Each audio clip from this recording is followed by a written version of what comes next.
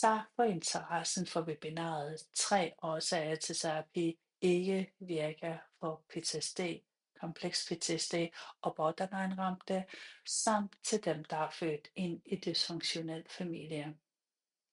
På webinaret vil du få forklaring på, hvorfor de traditionelle behandlingsmetoder, såsom samtaleterapi, kropsterapi eller alternative behandlinger, ikke virker for PTSD, kompleks PTSD og borderline-ramte, samt til dem, der er født ind i dysfunktionel familie, og hvad det er, du skal gøre i stedet.